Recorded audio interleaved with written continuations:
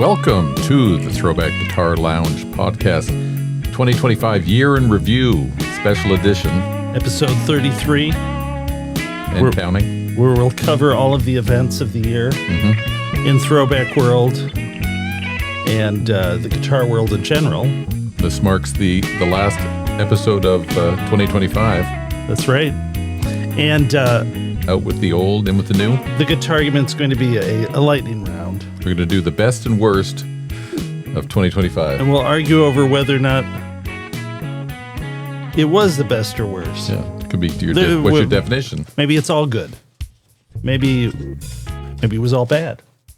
What do they say? One man's trash is another man's treasure, or I can't remember the other expression. That's profound. I'll have to Okay. Should we get right into Let's get right into it. Let's go right into the ThroBak Mailbox here. And we have a few questions from viewers from the previous episode here. Okay, so the first... And we'll hear those right now. Okay, so fade out. Oh, wait. Okay, we're ready to go. No more music? We should put it back up there. Should we have light jazz playing through it? Maybe people would like Maybe that'll be the key to the next level of this podcast. Yeah. Okay, so let's hear the questions, Okay, Matthew. So in episode 32, a viewer asked, you mentioned that the Heritage pickups in the Heritage Custom Core H150, you said you were using an internal start wire. My voice is going already. An internal start wire. It's part of the worst of 2025 happening right now. 225.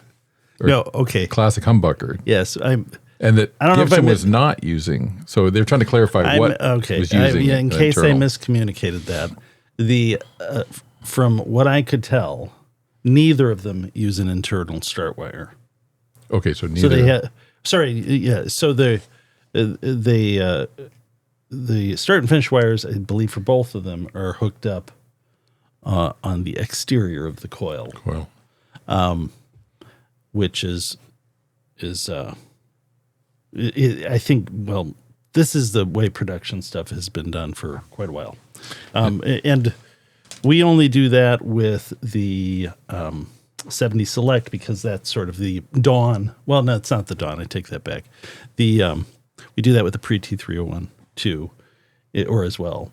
But that's sort of the first sign of the specs shifting away from PAF land, is that doing away with the internal start lead. And just so if people didn't know, an internal start wire starts on the inside of the bobbin. So there's that what's called a pigtail lead, which is a insulated a multi-stranded wire that is inside the bobbin on a PAF in the little square hole at the bottom of the bobbin. Right. And the reason that that's important is the internal wire, depending upon how long the wire is internally within the coil, it creates scatter of the coil winding magnet wire as the coil builds. And it also creates little voids in there that have an effect on microphonics. It has an effect on the capacitance of the pickup. Without that internal start lead, you have a much more compact coil and a more efficient coil than you would with an internal start lead. Yeah, more efficient in the sense that you have more windings that are close to the center of the poles, where disproportionately the signal is produced due to their proximity to the magnetic or magnetized poles. So there's a difference there. But do you think at the end of the day that was just a fluke of the way they decided, or Seth Lover decided to construct the original ones? You mean the internal start lead? Yeah. They were already doing that with P90s. Okay. They were already doing that with the precursor to P90s. I've even repaired some of these lap steel pickups that have a cloth wire internal start lead. So that was the way that they had been doing it prior for everything, as far as I'm aware. So they just they changed the process, probably because they just figured out, it's more efficient. It's more efficient, but there are subtle changes in the sound too, though. Yeah. Okay. And next question, we had a few different people asking, what finishes did you get with the 58 Les Paul? We showed one in the last episode. Yeah. This is the one we showed, right? You see here, it? which I purchased from Eddie's Guitar. I don't know. Can we see that without me dropping it? This is is it called Abilene Sunset? Where's my notes? Quick. Yes. Abilene Sunset Burst. Okay. Yeah. And so I purchased that guitar from Eddie's Guitar. And for anybody who's interested in what seemed to be apparently the best deal I could find on a new historic reissue, those were it. And they were at the time I purchased these, and I believe they're still that way. These were 30% off. They're from 2023. They had a special run. Eddie's Guitars did where they chose the tops, they chose the finishes, went to Gibson, made a bunch of these, and they still have them. They still have some of them, and they're 30% off. They're on their website. They're a great deal. That's Eddie's Guitar in St. Louis. In St. Louis, yes, and very nice to work with over the phone. I don't think I'd ever purchased from them before, but I believe Phil McKnight said it's one of the places he likes to work with. They were very nice over the phone, and they had great selection of guitars. Well, if you go to their website, it says right on it, by appointment only. So. Yeah, well, I mean, that's right. I mean, the upside of that is if you're ordering, the guitars are going to be pristine. Yeah, they're not. That's kind of the scary part of ordering anything online is if it's not if it's been on a shop floor, you don't know what kind of playware it may have.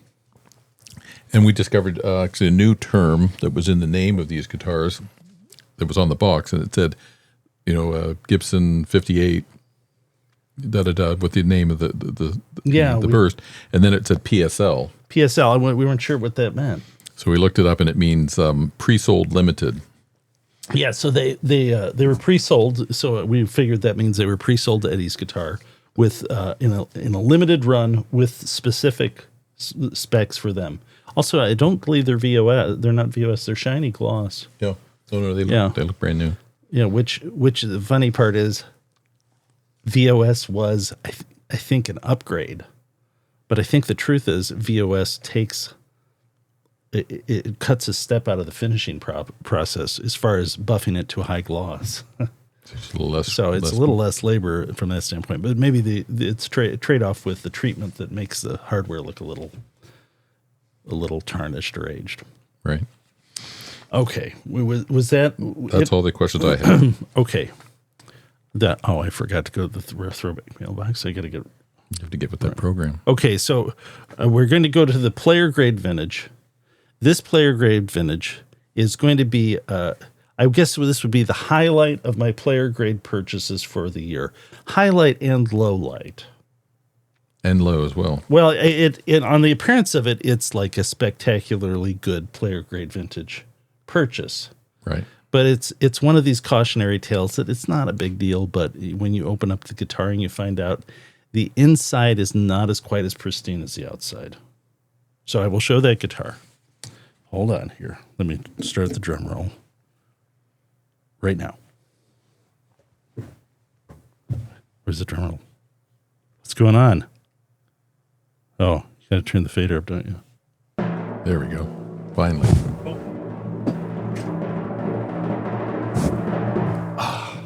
Okay. Look at this beautiful guitar, Matthew. It is a beautiful color. What year is that from? This is a 1987 Lake Placid Blue American Vintage reissue Stratocaster 62 reissue. I just want everybody to see that. Look, it is like new. Matthew, can you vouch? This looks like new. It does look, for a 38-year-old guitar, it looks brand new. Telling you, even if there's very little, even slight pick scratches on there. So the pickguard's original? Pickguard's original. Oh, it's all original. Well, except the inside. What did you discover under the hood? Which is original, but had been monkeyed with. So so it was one of these things where I got the guitar, and I got it for the price I wanted. So my theory with buying these is here. Let's look at the whole. Let's see that whole. Let's look at it in its entire glory here. See this? And that's a Lake Placid blue. That's Lake Placid blue. Yeah, I think their Lake Placid blue is there's different shades of it, I guess. I think this is a different shade than a real vintage Lake Placid blue. Is your imagination of a Lake Placid blue vintage one is going to be a little lighter? It's a little lighter. It's not as deep a blue as this. Well, that's nice though. Yeah. Okay, so this guitar, and let's see. Can I get the headstock in there? I mean, it's all like, no fretwear, nothing. Sounds good too.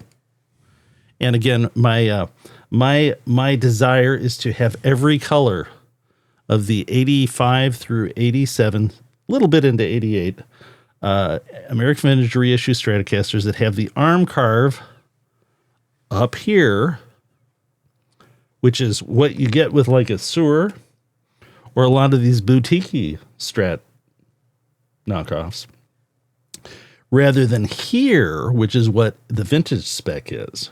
This is more comfortable.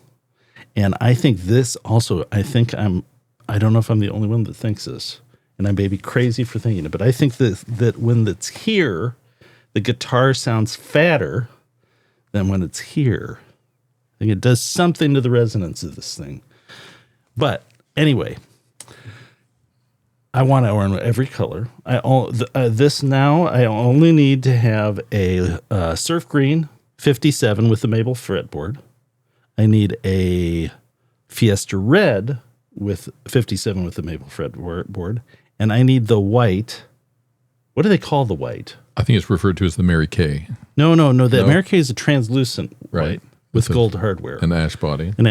No, they have a white that's kind of a yellowed white. Oh, the vintage white? Yeah. And I have that with a maple fretboard, so that's a 57, and I need the 62. So just 3 more, and the mission will be complete. Anyway, I got this. I didn't like ask for all of it. It appeared original to me. I didn't want to get. I probably should have asked to see under the pickguard. I always wait for expect that, but I was like, I've seen enough of these. This looks legit.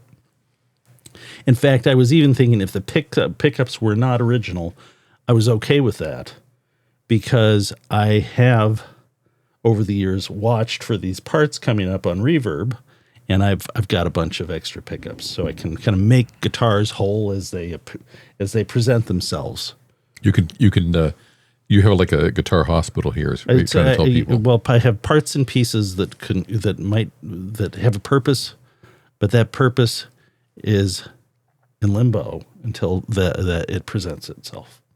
Okay, so this, I get it. I take the pickguard, take the pickguard off, and I'm having a hard time getting it off.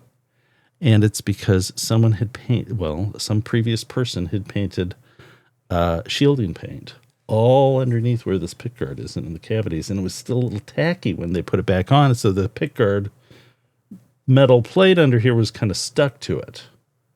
I got it off the guitar without any trauma, but I mean, it's kind of, I don't really want that on there. But then I look at the pickups, they're original pickups, but someone at some point had taken out the pickups, and instead of unsoldering them from the switch, they snipped the wires, and then they spliced them back on. Ooh. So at some point, I will put new wires on there. And if anybody's got a tip, the shielding paint's still kind of gooey. Like, it's kind of soft still. If anyone's got a tip for taking shielding paint off without destroying the wonderful nitro finish of this beautiful guitar, leave that info in the comments. It's like almost like a tar, is it? It's just this black goo. I assume it's some sort of iron oxide powder that's just kind of incorporated into some paint, oil paint or something. But you have no photos of that to share with us. I didn't. I might cry if I showed that. You don't want to see that. Don't want to have to relive that nightmare. So, I guess somebody at the time was thinking they were making an improvement. I think people, I don't really think, I've bought others where there's like, shielding tape in there. And they put it where the jack is right here, and all over the inside. And it's just like, I personally think it's kind of a waste of time. But some people like to do it, but I would say don't do it. I think that the noise reduction is never going to change the fact that these are single coils. They make a little noise. That's just the they're just that's the way it is, and it's fine. Okay, we're going to go on to the Guitargument, Matthew. Yep. This is a lightning round Guitargument.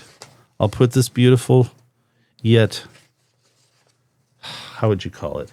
It's not like completely defiled, but it's been well, it's got some tales to tell. It has some, it has a little trauma. It has some trauma. You can't see it from the outside, but inside it's hurt. But I'll make it better. But my feeling with getting any guitar like this too is that you're going to get some deals that are way better than you expected.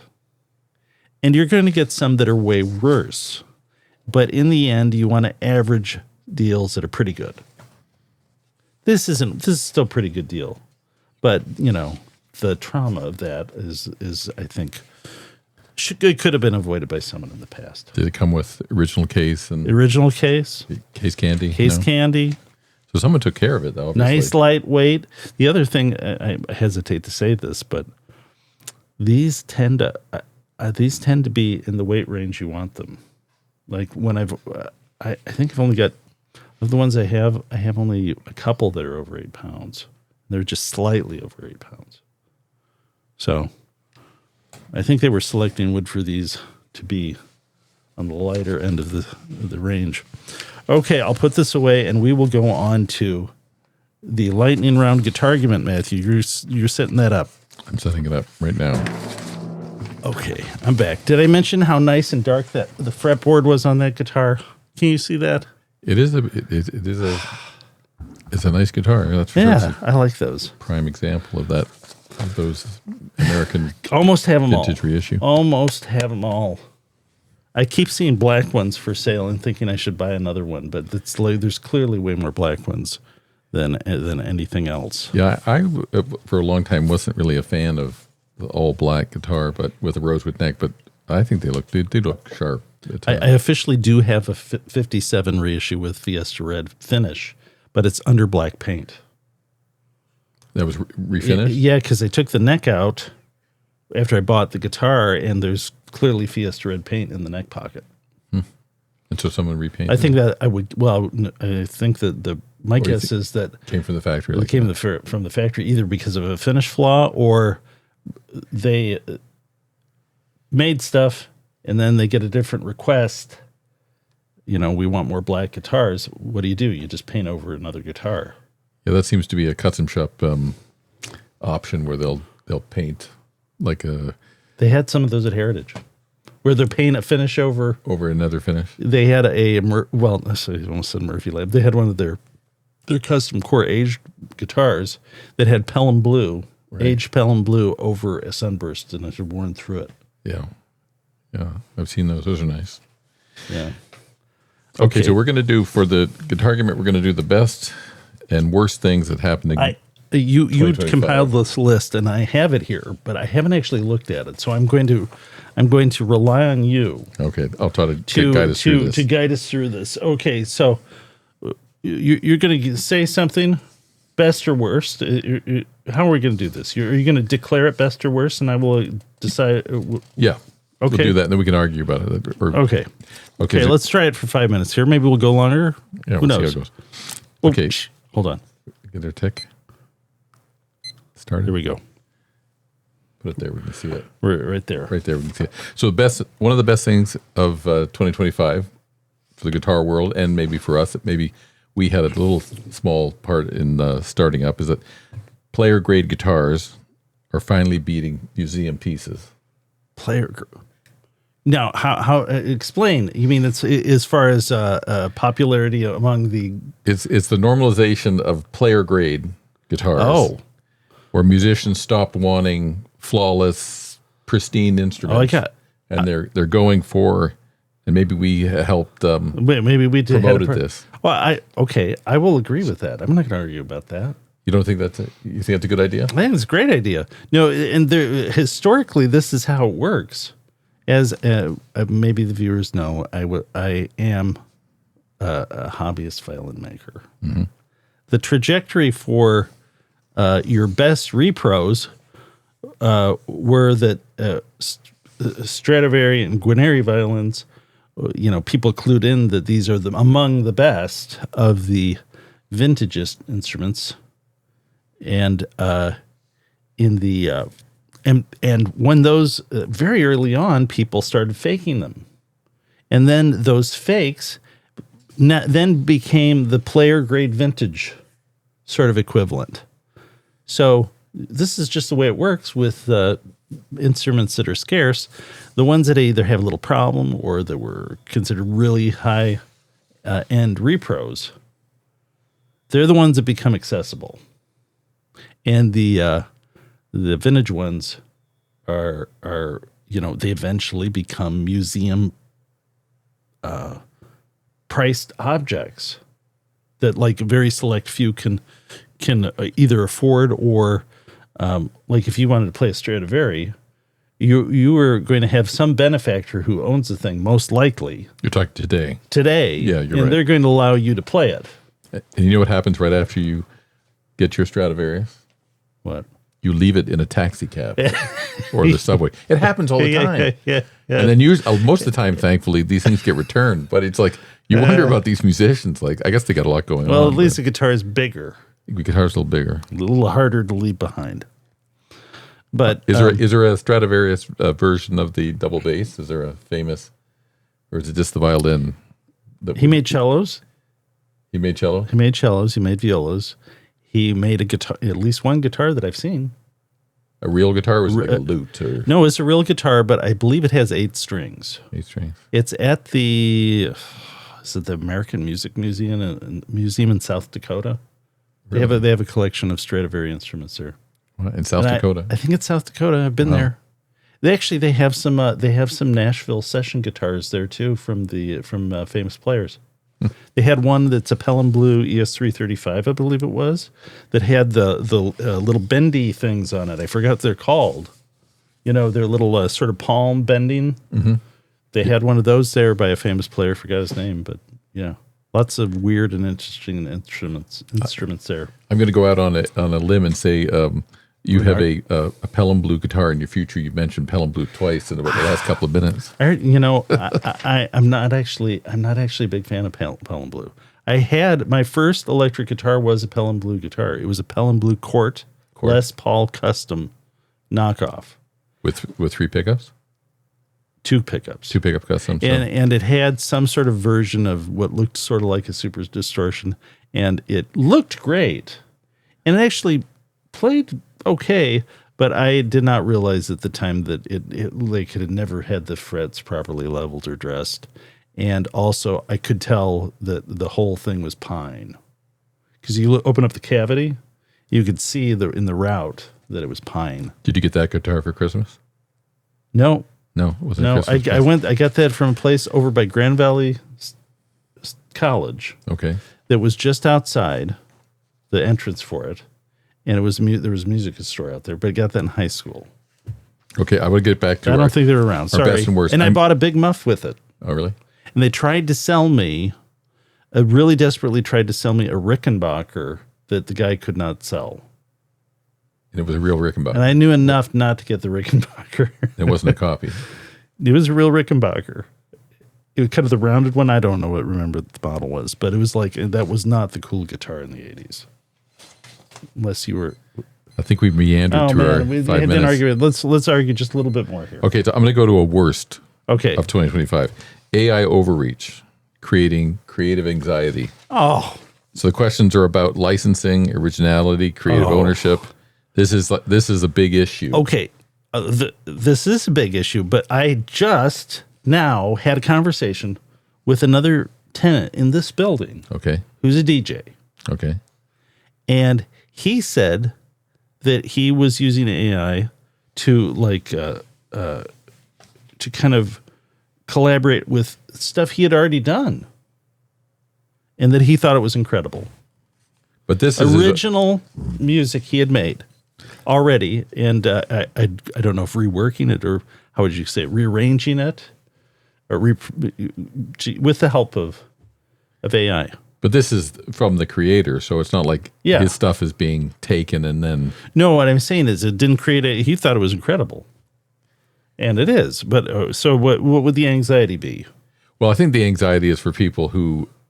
I think it's the establishment. I think the people who are established artists or established musicians, they feel they've got the most to lose, I think, in this environment. Yeah, I guess that's true, but maybe there's a way to... think of all that they've lost through Spotify and the sort of the music industry going away from radio play to internet to things like Spotify, and people no longer buying CDs and records and cassette tapes. Maybe this is an avenue for them to kind of take control of every aspect of it, I suppose, and monetize it. When you said that, it reminded me, I think it's a Bob Dylan song where he says, just when you thought you lost everything, you can always lose a little more. Yeah, I think, yeah. Yeah. But I think as they say, there's no putting that genie back in the bottle. We're going to have to live with it. What they really need to worry about, if there's humanoid robots can perform in front of a crowd that are indistinguishable from the actual act, then they'll have to make an army of them to go everywhere. And then there's the big money right there. Just think Kiss everywhere. Yeah. You could do Kiss over on every continent. Yeah, you'd have to, but they have to, at that point, though, they have to be able to spit blood. I'm sure they could do that. And the humanoid robots, they have to, yeah. There is some talk. I've seen. They have smoking guitars. I've seen some articles about Tommy Thayer, who was the final kind of Ace Frehley replacement in the old Kiss that's now disbanded and everything. But he's apparently working on something that they're going to be doing. I don't know if he's going to be managing or... Because I think the plan is, with that whole franchise, is license it. It's going to be licensed somehow. And they're going to do something with it. Yeah. Because they paid... There's some sort of testimony with Gene Simmons. I think it was Spotify. Was it with Spotify? It was some sort of Spotify congressional hearing, I think. I just ran across that on YouTube. But yeah, he's at the forefront of trying to protect the monetization of that of music right now. To protect it? Yeah. Oh. To make sure artists get paid. Right. Yeah. Well, and I'm going back to a best. YouTube podcasts have replaced guitar magazines. Long-form guitar podcasts and conversational YouTube shows have fully replaced traditional guitar media in 2025. And I think that's probably true. Guitar Player left us at the end of 2024. Was their last issue. That's right. There's Guitar World, Vintage Guitar Magazine, and Premier Guitar. I guess those three are still around. Yeah, I mean, we used to advertise in Premier Guitar, and we stopped this year. Was it last year we stopped, or it was early this year? I think it was 2025. We dropped it down to 6 months in 2024, and we would do every other month in 2024, and we stopped in 2025. I mean, we did the old-fashioned sort of like mail-in rebate test with between Premier Guitar and Vintage Guitar, and Vintage Guitar, we got a response. Very little from Premier Guitar, but you can very easily gauge response from something like YouTube. Mm-hmm. And we have to put in the time to create it. But, I think podcasts, videos, video content, I think you're right about that. It has kind of... that seems to have signaled at least the kind of the end of it. No, I Not completely, but nowhere close to what it was. and then, but I think what we try to do on this show at least is, and I think we do succeed in doing this, is we try to have a conversation with customers and with viewers and with potential customers and existing customers to demonstrate the products. Yes. Tell them what we're doing, tell them how we do it, and what better way to do it than to, do it directly. Yeah. Than trying to do it through a third party and also try to communicate info that might seem might seem second nature to someone who has played guitar for a long time, but I think you can't underestimate how many sort of details just of guitar stuff that you accumulate over time, and we can communicate some of that. Maybe that's helpful to people with the podcast too. Oh, I think so. And we've done probably one of the highlights for us here at ThroBak is doing this podcast, because it's been since early May, I think. That's right. We started the podcast this year. It took us a little while. We worked out. You spent a lot of time working out all the technical aspects of it. Yeah, but I think the product is high quality, and people seem to enjoy it. Is there more to argue? Do you have more topics there, Matthew? I got more topics, but I was thinking at the top of my head, do you want to go through some of the things that we did in 2025 to kind of year end? Well, let's look at the clock. We'll do it in the cool down. We'll go to the cool down. Well, are there more guitar things to argue about here? We don't want to shortchange the audience with we want to give them their full value. We want to make sure, just like the previous comment we had a few episodes ago, that they've never learned so little in so much time. Well, we want to make sure this is long enough for people. The downer parts of this year have been tariffs, I think. And I thought you were going to talk about no guitar player expiring. No. See, you brought that up. I didn't bring that up. There's lots of that. I can't make an episode without hearing about some. Well, did you see the cover story for Vintage Guitar that came today? What was it? Oh, what's with Ace, really? They did a whole cover, because anyway, we like Ace. We do like Ace. But Vintage Guitar has got, I don't know if people have got it on the subscribers, I guess have got it, but it's a cover story on Ace Frehley. That arrived today. Yeah. And there's a nice section on with John 5, who's actually from the other side of the state, Grosse Pointe area, who now plays for Motley Crue. But there's a picture of him at a meet and greet in 1986. Oh, is that what that was from? That's John 5? Yeah. Oh, I didn't realize that was him. I saw that picture. So I think he was born about 19. He didn't look pale enough. He wasn't pale. In 1986. He must have been about 16, I guess. I think he was born in the early 70s, maybe 69, 70. And then there's pictures of him, over the years, Yeah. So he's had a long history with him. But what was the downer thing you said? Well, it's just talking about smaller builders getting squeezed out, having the tariffs are not helping. Oh, that's right. And it's caused some people probably to go out of business. It's sort of it's a shakeout of the industry, really. Sort of, the people that we talked about that with earlier with G&L. Probably the tariffs, because they were making a lot of their real money with their import line, and then paying the tariff on those. Yeah, and for things like people like pickup makers and we don't get parts from overseas. Everything's USA made, but we're starting to reorder stuff that our last run of the parts were done prior to tariffs, and things like nickel silver comes from overseas, not made in the U.S. Still need to get the price on what getting those parts are, but it's going to be more. But imagine all the businesses that were their profit margin was dependent upon it being overseas made parts, or from parts to, like in the case of entire guitars, that whole thing now, it has to ratchet up in price. Okay.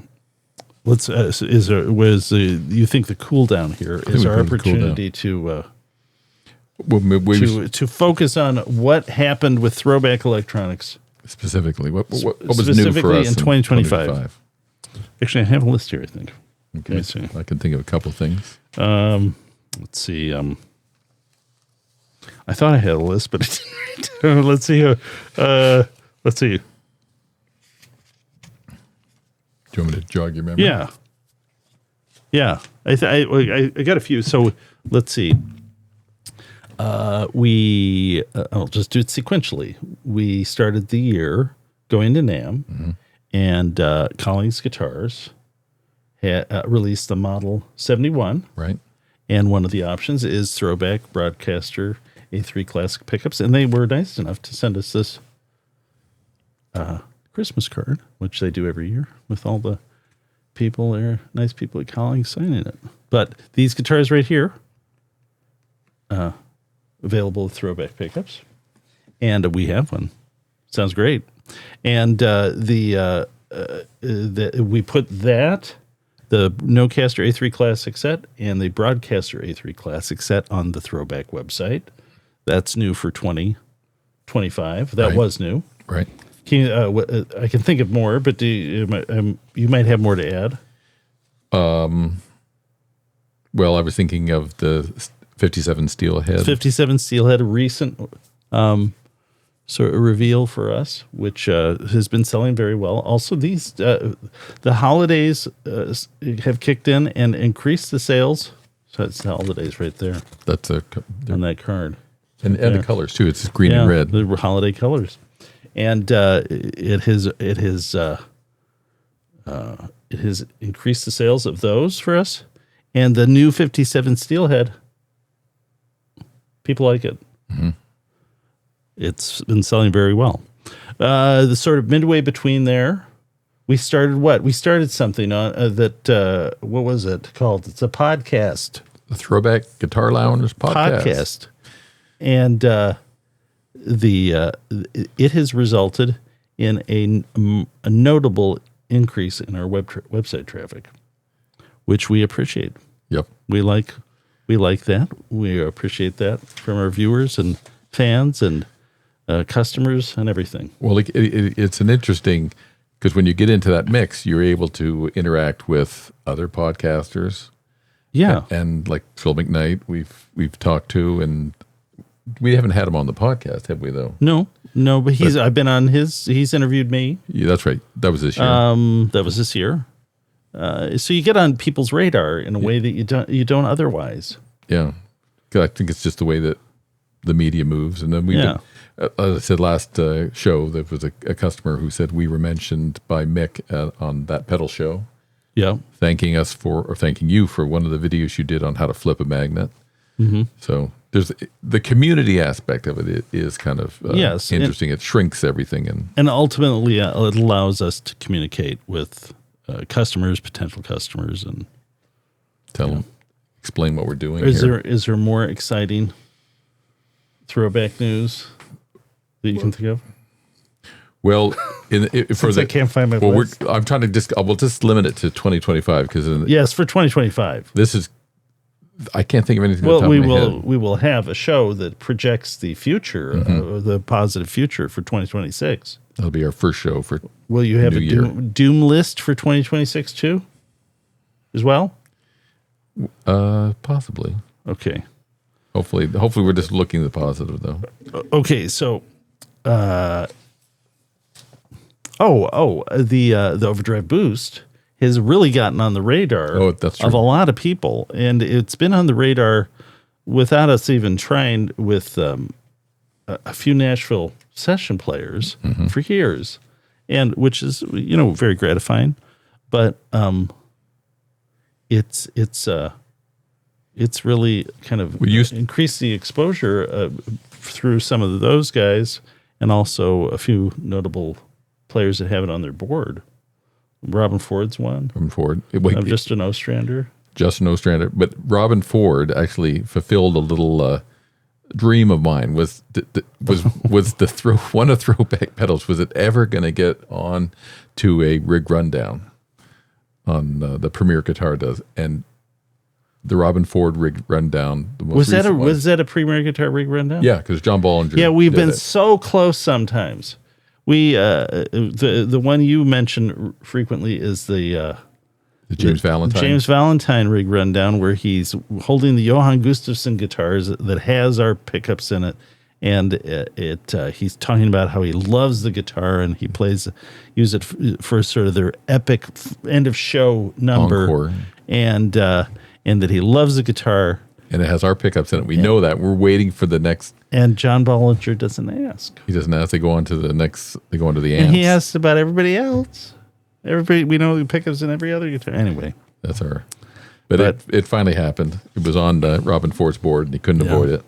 I had to ask him about it. Okay. So, all right. This is it for the cool down? Should we go on to the Rorschach Riffs now? Well, then but we were trying to, you've said it already about the overdrive boost that you said maybe a week or so ago. You were saying that the overdrive boost is having its little moment right now in the sun. And it's having a little bit of a moment with exposure to in the social media so we're trying world. We're trying to gear up because we have seen our stock of it rapidly depleted. So I'm hoping that we can replenish that before it totally runs out. Yeah, but we've still got them. Okay, we're going to go to the Rorschach Riffs, Matthew. Okay. And, this episode, I will be doing the riffing. You've created a. I have done the hard work that you so kindly do every week, and I will be Rorschach riffing. Okay. And let me get the guitar here, and we'll do the big reveal. Prepare yourself. This is scary. It's a tough. Excuse me. It's a tough job. Let's. Don't think about it. I'll give it a shot though. Okay. Let's see what guitar.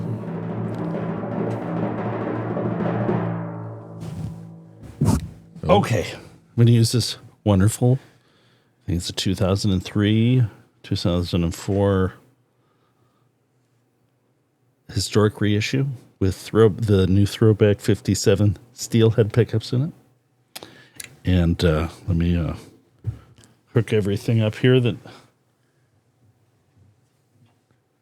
Did you say, or which reissue is that? It's a 57 reissue. 57. It came with it's a darkback reissue, and it came with a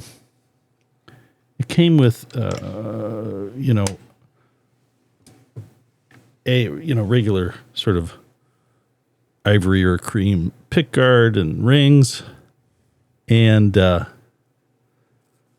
at some point decided it would look cool with the black plastic, and so I set it up like that. And Todd, our harmonica player, and in the ThroBak band, he really likes the look of this guitar now. So okay, let me find my avert your gaze here, Matthew. I'm going to have to look at a list here for the Rorschach Riffs. Okay, again, I will be playing this week. It'll be 4 riffs in as rapid a succession as I'm able to do. Okay. And these are songs that are identifiable, hopefully, but I'm afraid I may have picked one that is too hard to figure out. Maybe too hard to figure out. Okay, let's see. Let's start. Hold on. Let me just run through this real quick. Okay. All right. Okay.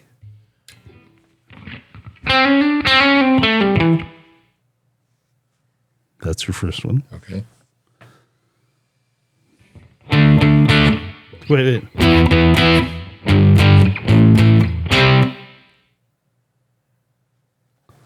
Okay, hang on. Next one is.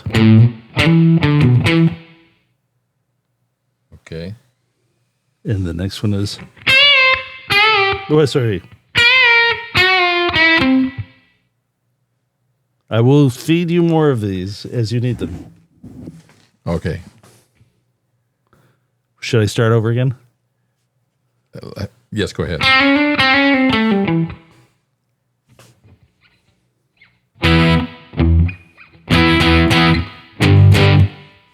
Okay, I think I've got 2. Go for 3. Can you give me a little more?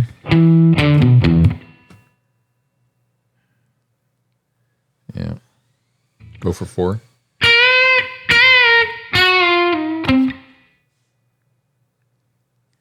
Give me a little bit more if you can.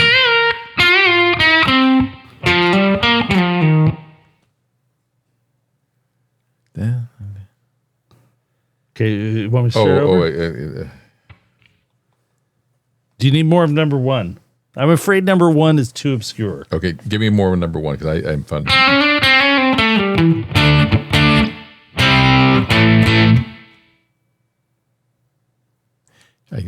It's not clicking.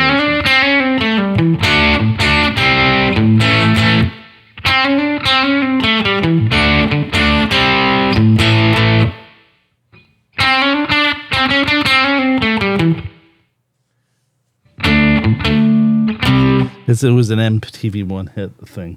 That was the one? Yeah. I'm afraid I made it too hard maybe, but okay. So the next one is... I think I got that. Okay. Go for 3. Yeah,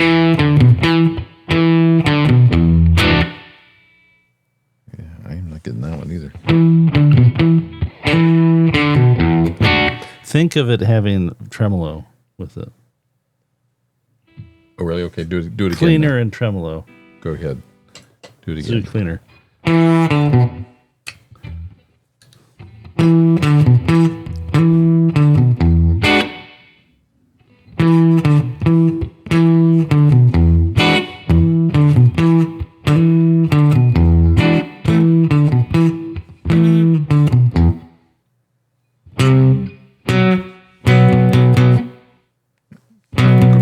Go for 4 and we'll... Okay.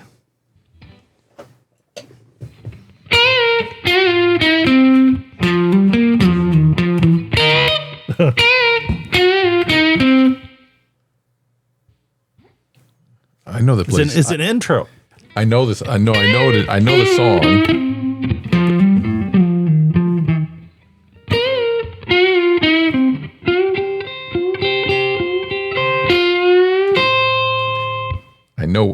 I know the artist, and then what the heck is the name of the song? I know this bloody song.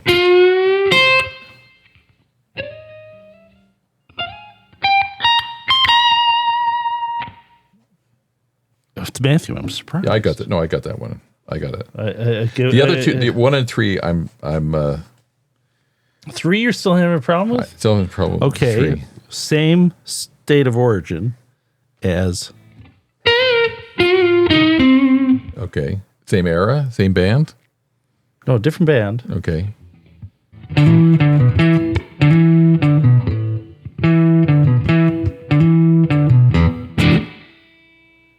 Okay, I'll give you another hint. This song was co-written All right. with Nick Lowe. I did not know that. Do you want to know the genre? Yes. Blues. And what year did it come out? Oh, I don't know. Famous Brothers guitar player. Of one of the guitar player in the band. Say that again. The guitar player in this band playing this lick has a brother that shares the last name. Okay, I know the band. Okay.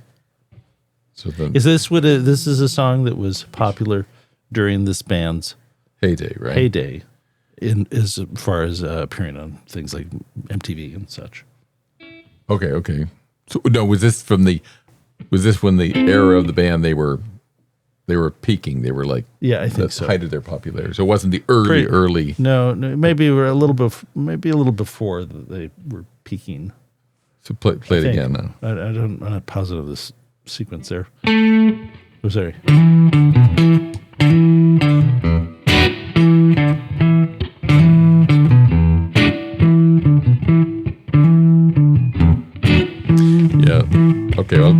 I'll do my best as my reveal. That song, if we're talking about song number 3, it's Fabulous Thunderbirds, I assume. Yes. Jimmy Vaughan's the guitar player. Yeah. The song, I think I probably heard it. I can't tell you the name of the song. I'll give you the first letter of the word of the song. Go ahead. One. Just or ones. That's the first word in the song. Yes, or in the title. It's the hook of the lyric. Yes. One. Just what ones? Ones. Two. My brain's okay, you don't get it. Okay. Okay, now how about?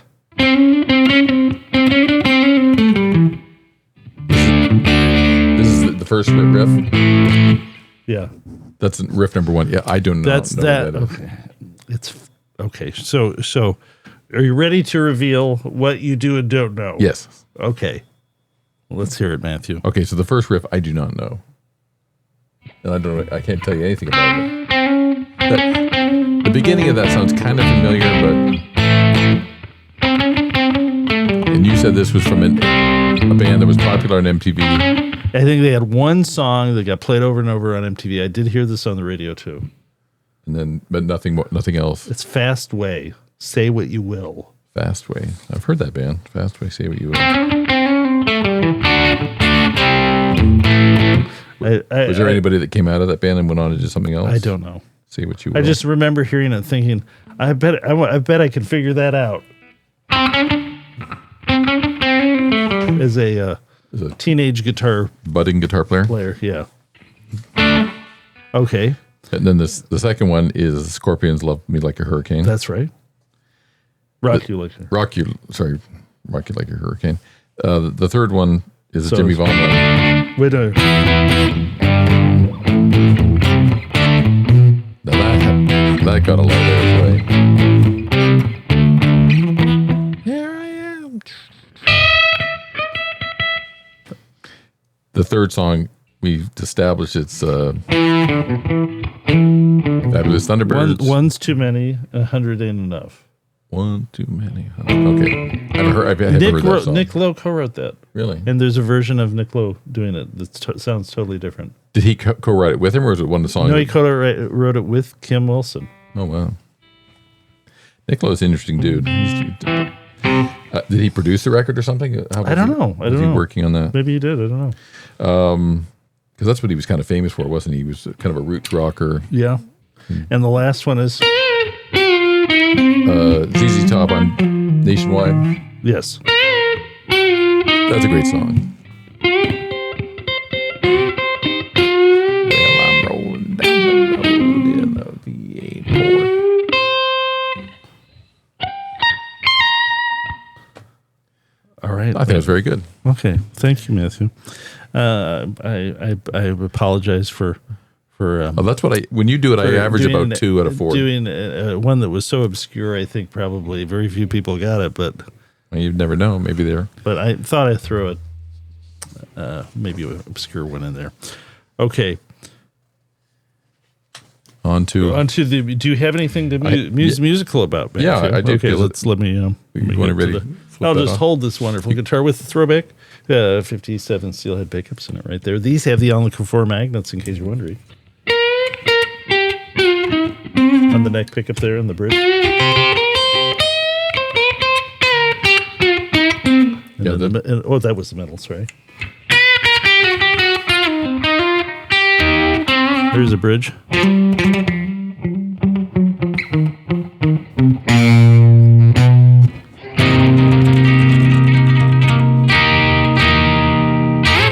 I can attest that at band level volume that those sounded with the A4 sounded very good when we were having our band practice. A2 sound really good too, as well. They tend to break up a little earlier. These, I think, have a little. The A2 does. The A4 tends to be a little clearer. Yeah. In the blues realm, I like that. But on to my musical musings. Mark Hines, our drummer in our band, sent us a text a day or so ago, maybe it was yesterday, saying that he had gotten word on Facebook that Hofner, the German company is famous for Oh, that's right. building Paul McCartney's famous 1962 Beatle bass, has filed for some sort of bankruptcy protection in a court in Germany. Some people are taking this as they're going out of business, but it's a 3-month kind of protective period. They can restructure and maybe get their house in order, financial house in order. They are saying that they're still in production. They're still servicing warranty issues, or they're still selling stuff. They're still making stuff, but they are. It's a sign. Are the Beatles basses made overseas in Germany, or are they made in like a Korean facility? Do you know? I remember I've seen them at NAMM. They look really nice. Well, they do. They do make a German one. They do. Okay. Then they tend to be a little pricey. When I saw that news, I did a quick search and I found one at a Guitar Center that it said it was shop worn. It had some wear on it, but they wanted, with a case, they wanted $3,300 for it. Wow. They tend to be a little pricey. They are nice instruments. Yeah, they are very nice. I've seen them at NAMM. They look very well made. But they said yesterday that Paul McCartney put something on Instagram or Twitter where he said he expressed his sadness to see Hofner going out of business and highlighting the instrument's quality and his long history with him. But right now that was a little premature. They're not, as of yet, right now, they're not announcing that they're closing shop, but they're trying to get their restructure and get their financials in better shape. So, but that's kind of a familiar tale in 2025. We've seen that a little too much, where G&L and some of these companies are. So hopefully, there's less of that in 2026. Let's hope so. We'll discuss that in our next episode. That will be the future of guitar in 2026. Things to look forward to. Is that it for your musings, man? That's it for my musings. Okay. Let's wind this up. Maybe I can play along. I've got the guitar in right here. Do you want some this? It's on. It's on.